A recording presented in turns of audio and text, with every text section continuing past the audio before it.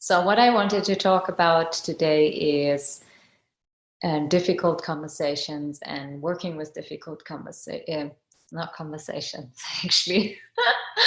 Apologies.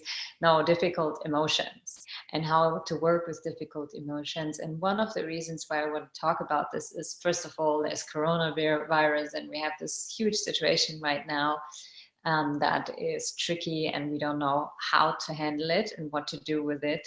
So that's the first thing. It's a very current topic right now. But also I've been, almost like studying the topic for quite some time. I think like for 8-9 years now, I've been deeply studying how to support people with difficult emotions, but also how to transform them. For me personally, but also for others, like in general, already the title, a difficult emotion, is already not really the right title for it, because what it means is there's difficult ones and not so difficult ones.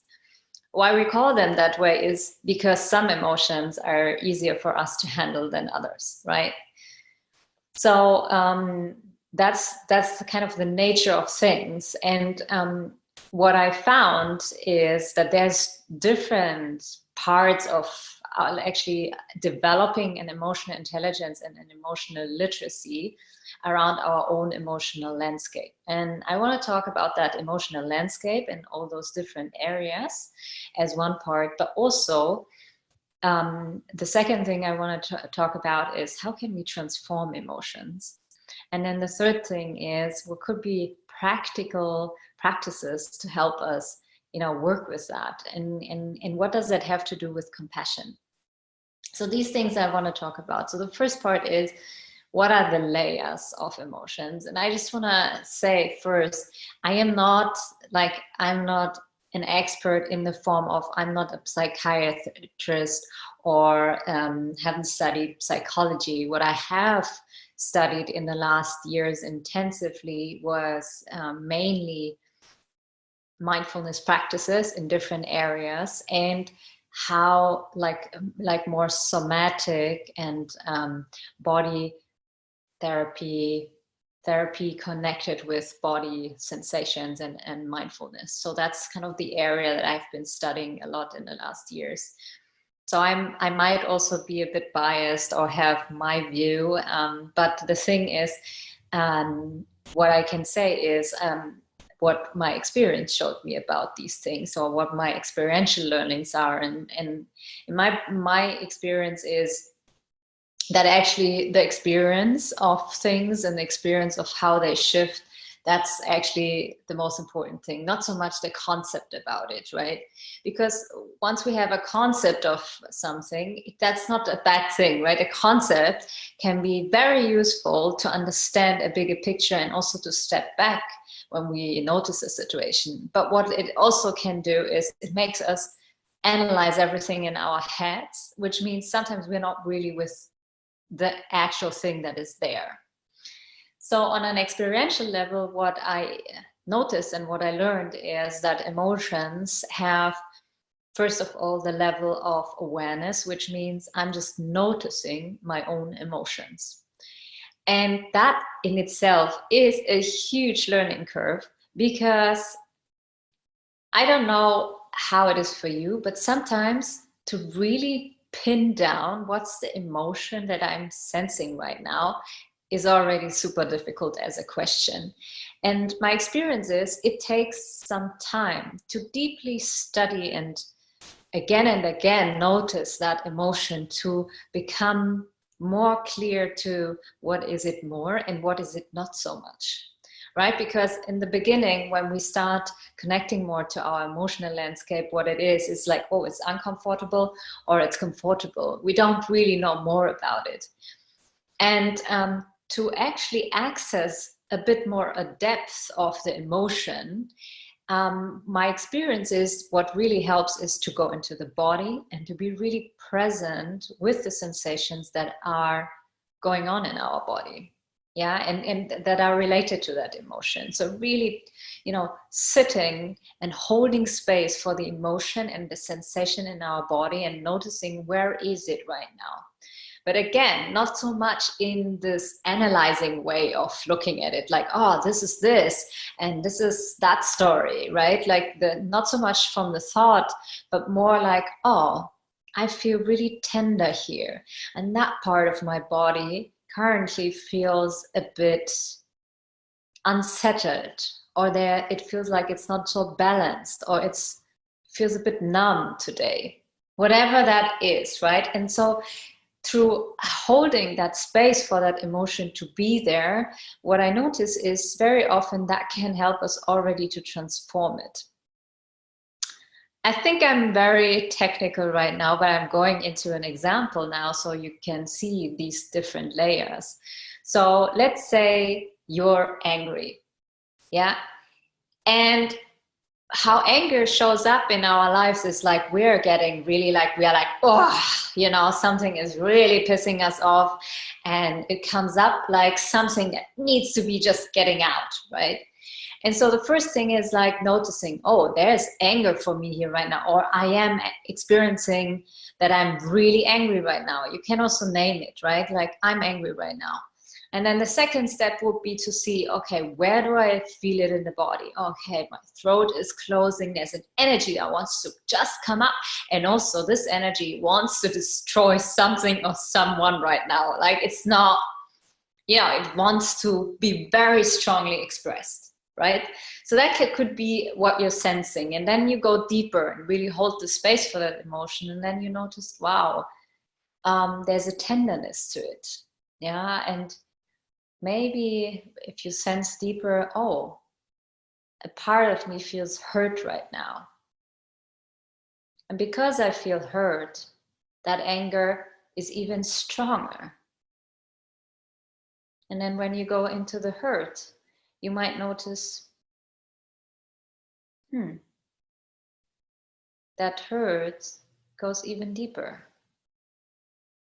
Right? And so in that way, there's not just anger and that's it, and it just wants to be expressed, but through going one layer deeper, you might notice, oh wow, this anger is much more than just anger. There's a part of me that feels hurt. There's a part of me that wants to protect itself. There's a part of me that is not okay with the situation as it is, because there's an underlying deeper pain or a grief that I haven't looked at yet. So you see how deep that can go, and how through body awareness this can actually show up. In the way that I explain it to you now, like, oh, this is underlying la la la. Just when you do it, don't be so heady about it, saying, oh, I analyze myself. It's not about analyzing yourself in that moment. It's really about sensing it. And then the other part is, so the third part is then to cognitively understand, oh, I got hurt once there, and this is a pain that got reenacted right now. Or I have a grief that I haven't really looked at, and it's still there. And this situation or this thing that this one person just said reminded me of it. What I really love about those uncomfortable emotions is also they bear a lot of amazing information. It's a real channel for information. There's a lot of useful information in our sensations and in our emotions. So if we just say, oh, that's anger, it's uncomfortable, I don't want to feel it, what happens is we are not even looking at this huge bouquet of flowers. I call it a bouquet of flowers because there's so much in it, and it's actually a gift.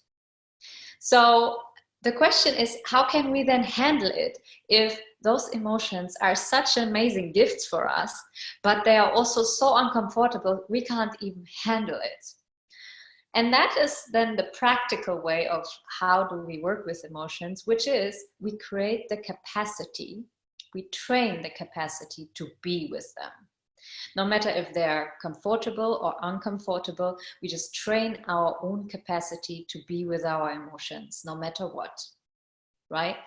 And And it is actually really something that we have to train, because every one of us knows that when an emotion is really uncomfortable, it's a physical discomfort that we feel. So it feels physically uncomfortable in our body, so much so that we have different strategies to work with it when it's really uncomfortable. So some people dissociate, which means we're just switching out of our body, not feeling and sensing our body at all, but we're like somewhere in the dream world, making everything look nicer, right? So that's one of the ways, going out of the present moment and just dissociating, going into autopilot. The other, strategy that we have is just avoiding it, just pressing it down and pretending it's not there. A lot of people say, oh, there's something that doesn't feel so good right now. Well, let's just see the positive sides of it, right? But if we just see the positive side of something, it means we're basically ignoring it. So what I want to go into is, instead of ignoring it, to authentically be with, wow, there is an emotion right now, and this emotion is not easy to handle right now, but to be with it, right?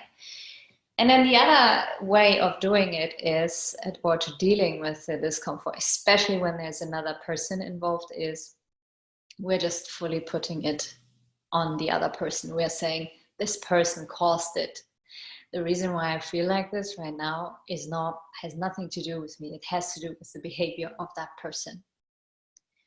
And what we do with that is basically not taking responsibility for our own emotions, but also basically, and that's for me one of the crucial points when it comes to emotions, we give all our power away to the other person. Basically what we say, in other words, is this person has all the power to control my emotions and the way I feel. So to reclaim it again means to see, yes, there is a reason why the interaction with that person causes my emotion. Let's say I go back to the example of anger, to say, wow, this person really made me angry, and the behavior of that person makes me angry. But then to reclaim and say, but what part of this is mine, right? And then when you go deeper and you notice your own emotion, you might notice why it makes me even more angry. Yeah, why the anger is much more than this situation actually would need to, is because I know that pain. Yeah, or it reminds me of another time when I didn't feel hurt. Or it reminds me of another time when I felt that when my boundaries were crossed. And because that pain is still there, this pain is much bigger right now. Although what the person just did is not so bad, but it feels the same way. So, as you notice, it's really about getting more and more familiar with it, but also befriending it, really befriending it. And the befriending of our uncomfortable or difficult emotions is not just an analytical thing. One of the parts is to have the capacity to really feel all the discomfort without wanting to run away from it. And the not wanting to run away from it is so difficult, because everything we want in such a situation is to run away. We want to run away. We just don't want to feel it in the same way it is right now. We just want to feel good about things. So the not running away really means that we have, the capacity to be with discomfort and to hold it. And before we go to the last part of it, why this also helps us more with compassion, I want to just practice that with you, because it's the easiest thing, and it brings us, bring us more into reality and very practical how you can use this and work with this. So I invite you to just find a way to sit that feels relaxed and comfortable at the same time. And then close your eyes. Start taking 3 deep breaths. Deeply in through your nose and out through your mouth. Deeply in through your nose, out through your mouth.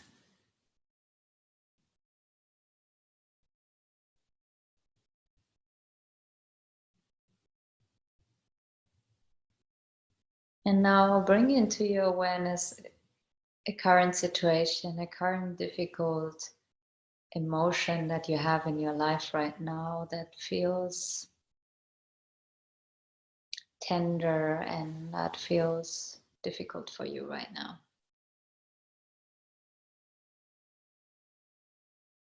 An emotion that is maybe also familiar to you. You've been having it for quite some years.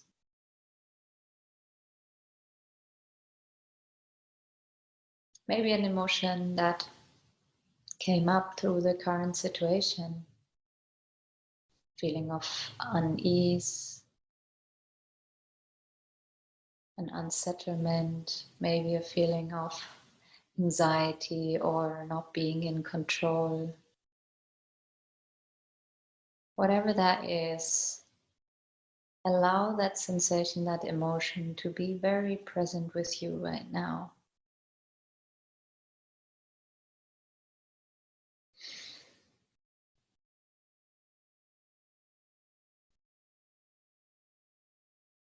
And now notice, how does it feel in your body? Like, where in the body do you notice that emotion?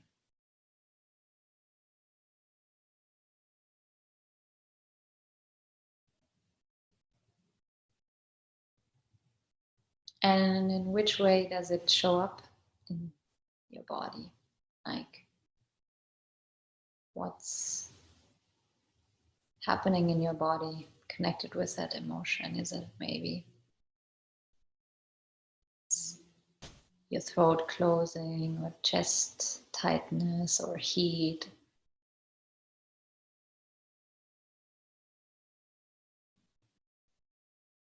And you don't have to do so much about it. Just hold the space for that emotion. Just be with it.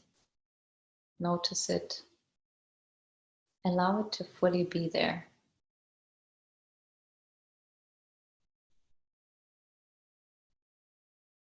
And even if it's uncomfortable, allow the discomfort in your body to be there.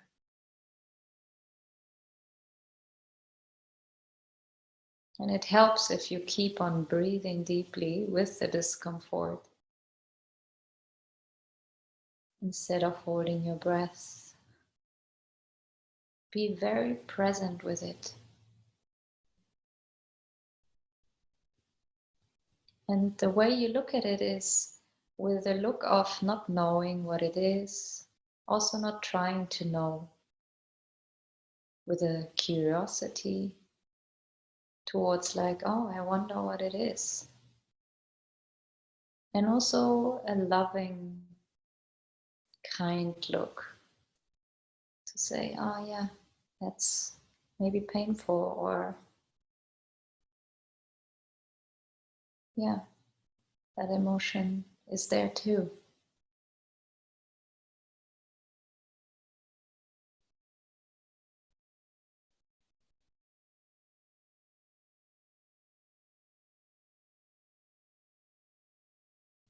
And then notice if you see another layer in it.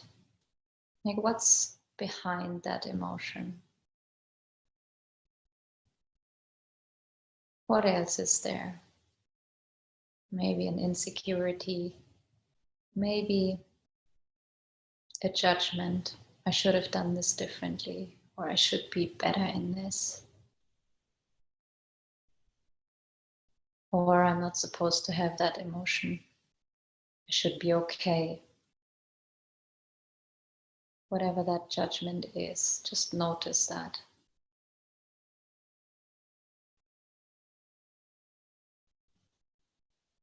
And notice what's underneath that judgment. Maybe you notice a very tender part inside of yourself.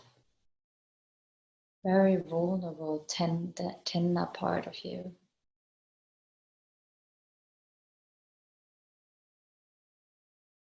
And then keep being curious and kind and loving towards that very tender part of you. Allow it to be there. Allow it to stay tender. Nothing to do, nothing to change. Just notice, wow, there's a really tender part inside of me right now. And maybe also notice, I don't like to feel so tender or vulnerable. Makes me feel unprotected. And notice that you are right now protected. Nothing can happen to you.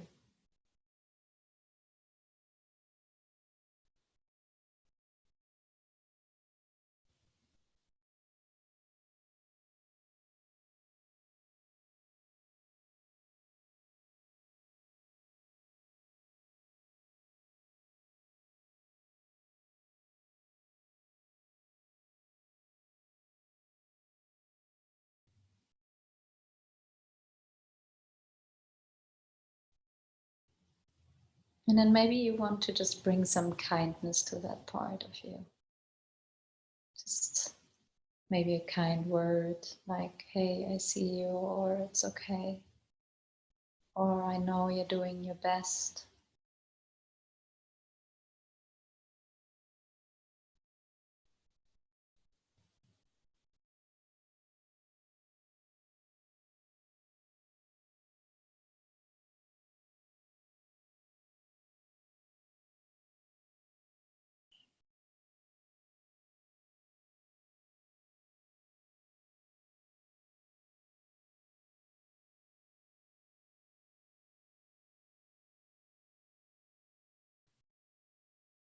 And then slowly bring your attention back to your breath. And just notice how the breath comes in through your nose and out through your mouth. And if it helps you, you can just breathe out through your mouth a few times with a sigh. So you're like sighing out whatever is still left over.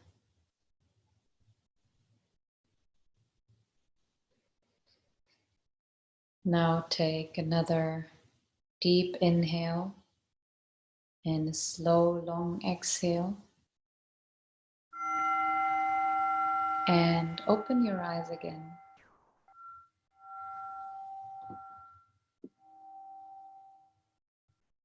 There's multiple ways to actually even go deeper with that kind of practice. But maybe you have seen that just through bringing awareness and attention towards the emotion, it can already transform somehow, can already shift a little bit. And maybe you have noticed at the beginning you feel very vulnerable, but also through the vulnerability there's also a more spacious space, like it feels more spacious. And that is, I think, one of the really interesting things about working with difficult emotions. So first of all, it feels like tight and very, constricting. But then when we open up to it and we really are with it and we sit with it, what happens is actually there's a wideness that happens, an expansion, even physically feelable expansion of it's actually okay, as a part that starts to relax. And that is the really interesting part. We hear a lot about deep compassion and true love. And my experience is that's actually the first step towards true love, is to feel the tenderness of our own pain. And through that, we are becoming more open to the tenderness of this world and the tenderness of others. And that's actually a really beautiful thing. Because, I mean, we have all noticed that. You know, there's this one part that I have spoken about quite a lot right now, which is our very personal part in dealing with our own emotions. And that's already quite a thing, right? But then there's the other side, which is dealing with the difficulty of our surroundings, with the difficulty of hearing that so many people are in distress right now, that people are dying, that there's so many people who already were sick that are now in the risk group of getting even sicker. And that we see that this is a global thing right now. And because we are empathetic beings, we notice that, we can feel it. We can feel what's going on in the world if we watch the news or not. Yeah, as empathetic beings, we notice when the world is in turmoil. And we notice the pain of others. And maybe some of you have like relatives or friends or people who you know that are struggling.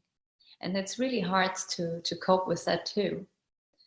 So interestingly enough, for me, is like the more we can widen towards our own struggle and our own discomfort, the more we can also, you know, meet other people who are in distress from a space of, I notice your discomfort and it's okay that you're in it.